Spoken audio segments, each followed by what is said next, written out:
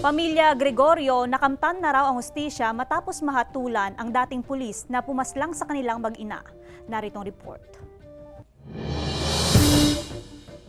Labis ang kagalakan na nadarama ngayon ng Pamilya Gregorio matapos sumanong makamit ang hustisya sa pagpaslang sa mag-inang sina Sonia at Frank Anthony Gregorio noong December 2020. Tuluyan na raw na natuldukan ng kanilang pangamba na baka hindi makamit ang hustisya at baka makalaya pa ang responsable sa pagpaslang sa mag-ina.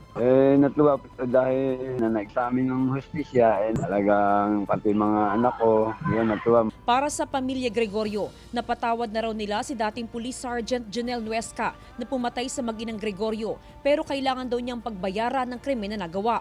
Napatawad ko na yun, bakit hindi naman? Kaya lang talagang pagdudusahan niya na lang yung mga nagawa niyang kasalanan sa loob. Talagang, siyempre pag naaalala ko rin, hindi sa amin yun. Kahapon, hinatulan na ng double life sentence si Nuesca.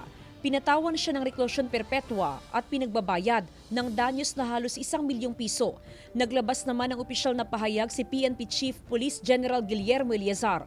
Nauunawaan namin ang pakiramdam ng Pamilya Gregorio na hindi ito sapat sa bayolenteng pagkawala ng buhay ng kanilang 2 kaanak. Subalit na ipakita dito na umiiral ang hustisya sa ating bansa at kailanman ay hindi kinukonsinti ng inyong Philippine National Police ang mga ganitong uri ng pulis.